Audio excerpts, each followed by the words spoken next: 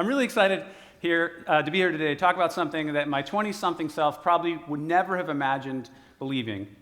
And that is, yes, business as a force for good. And, in my in my 20s, actually, even now, I lean a little punk rock. And so the idea that business could be a force for good wasn't something that really was in my view. And I didn't see a lot of models of that. I didn't really admire and think that there wasn't many businesses that I admired. And so I thought, well, that's not really how you do good in the world. And I had convictions. And so I didn't really see that playing out in the world when I looked around.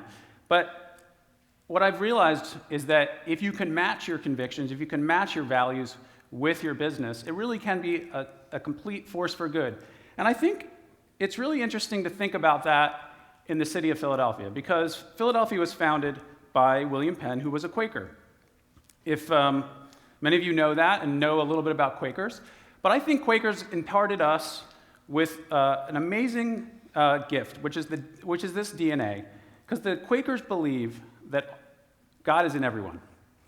And if you hold that belief, it also follows that everyone is equal.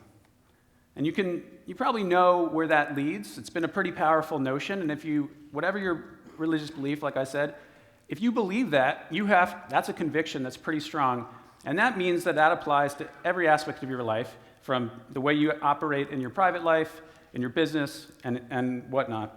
The other thing that Quakers believe in the culture is that there's no leaders telling them what to do. There's no priests, there's no ministers, there's no one interpreting that. So they really believe in thinking for yourself and deciding how does what we believe apply to the decisions you're making. You really have to take ownership of the decisions you're making. And so, that idea that we are equal, you can see how that played out pretty strongly in the Quaker community. They were known for, once you decide that everyone's equal, you can't tolerate slavery. And once you decide that everyone's equal, you can't imagine a world where women don't have rights. And so they were tireless advocates for both of those ideas. And many people give the Quaker movement credit for really changing the world on those two topics. And that applied to their businesses. They didn't own slaves. That applied to their church. Women were equal in their church. And that's pretty powerful. And if you're a little bit confused about what Quakers are, maybe think about punk rock. They have strong convictions. They believe in individual expression, anti-authoritarian, and a strong value on integrity, on standing up for what you believe and sticking with that. And I would say maybe the only place where Quakers and punk rock diverges that I can think of is just the place where you go to find meaning. Punk rock, loud, sweaty, intense. I found plenty of meaning in those circumstances myself, so I certainly advocate for it. But for Quakers, it's through quiet contemplation. And so I want to use that as a tool today, a little bit for all of us, a little quiet contemplation as we prepare to kick off this day and think about our future here. And I think one of the powerful ways to have conviction is actually to imagine yourself in the future. When you're faced with things in the day, it's really easy to make decisions based on what's in front of you. But if you start to imagine where you want to be in the future, it really changes things for you. And if you can get an alignment between that, if you can start to understand where you want to be and what's happening in your present day, it's really, really powerful. So let's start off with a simple exercise. I want you to think about yourself 8 to 10 years in the future. Feel free to close your eyes if that helps. I'm just going to talk you through it. 8 to 10 years is far enough in the future that your life will be very different, but it's probably something you can imagine. So really try to think about a specific day in the future.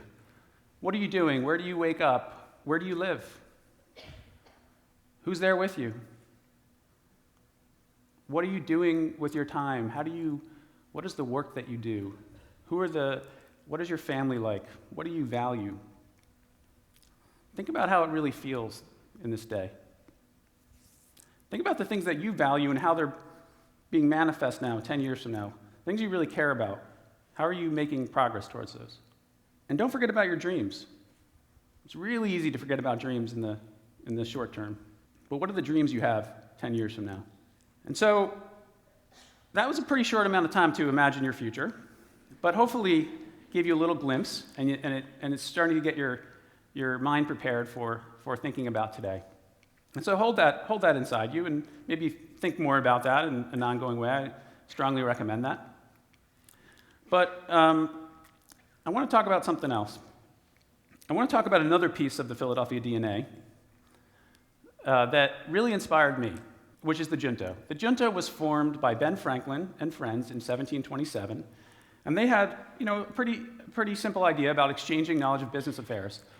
But what was really powerful about, so this is a diverse group of people, I should say. This is regular business people. This is cabinet makers, glaziers, shoemakers, clerks. Franklin himself was a printer, and even a bartender. And it probably won't surprise you, that they were interested in improving themselves. But what may be a bit of a surprise, at least it was for me, thinking about business, was they also really wanted to improve their communities and to help other people. And so they saw business as a tool to make change in the world. And that was really a light bulb moment for me, when I started to think, wow, and it's probably not a surprise, it probably won't be a surprise to any of you to realize that some of the original members of this Junto, this 12-person body, this club, were Quakers.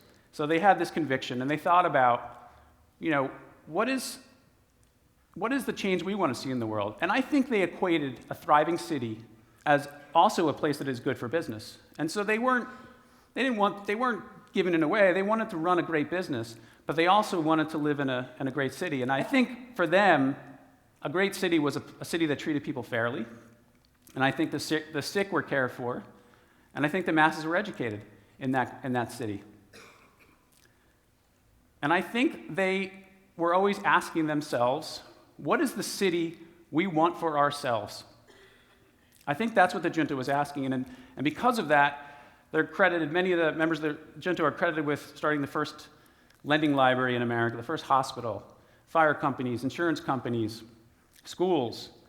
And so when you want that kind of city for yourself, you do those kinds of things, and your convictions are contagious, and you make things happen. And I think what's really interesting about this time, too, is, remember, this is the 1700s, so they were literally building the city at the time, so it was probably pretty present in their minds. You could see the city being built. What city do we want for ourselves? We should think about this. We should think about what we believe in and how we want that to be manifest in our institutions and our businesses and everything we do. And so I think they thought every day, what is that city we want for ourselves? And so let's do an exercise right now, because I think cities are constantly changing, and we're constantly building them, and I think many of you are a big part of that. So what is the Philadelphia you want to live in? So let's go back to that Quaker reflection piece, that tool. 8 to 10 years from now, what is the Philadelphia you want to live in? Close your eyes once again if that helps. It's pretty dark here, so you may not need to. But what is that Philadelphia you want to live in? What do the streets look like? Are they tree-lined, bike lanes? That's in my future, my vision. But what about our parks and waterfronts? Are they accessible? Are they beautiful? Are they community places? Are they places that we all value?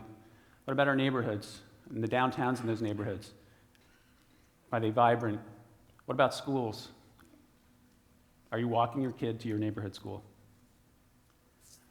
So hopefully, I'm assuming many of you just had some pretty powerful visions. So while we have to move on, I don't want to move on from those visions. So keep those inside of you, because we're going to be working together over these next 10 years to make those happen. But I want to tell you now another story. I want to tell you a story about a little bit of what gave me the strength and power to have a conviction such as that businesses really can do good. And that's really the story of Indy Hall. So when Alex Hillman and I met back in 2007, we had this mission to create a co-working space. And if you don't know what co-working is, it's very simply just people getting together and working in the same space. That's the simple idea of co-working.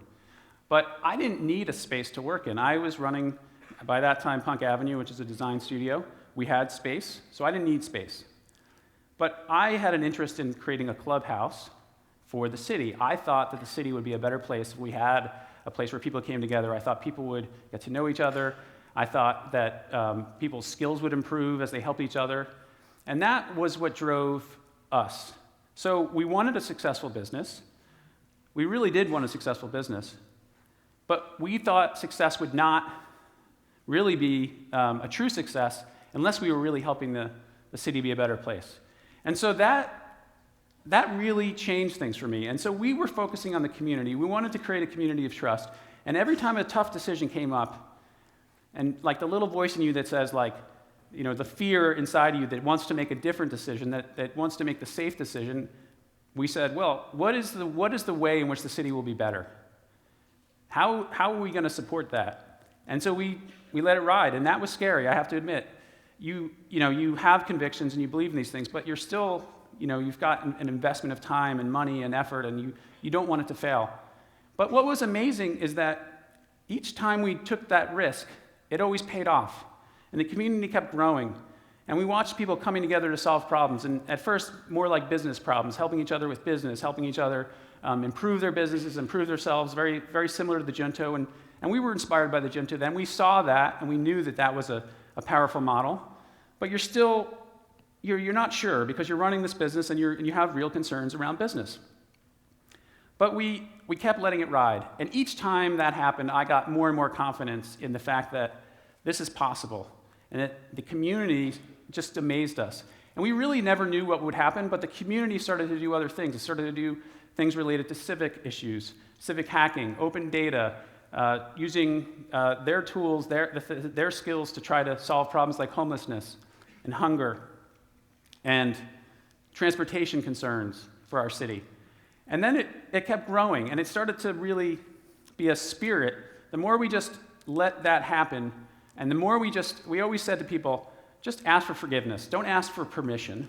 Ask for forgiveness. And that's played out into another kind of methodology, which I think has been infectious in the city. And what's really amazing to us is then it just went out of its door. Indy Hall, the spirit just went through the doors, and things like the Nerd Street Market in Old City were founded.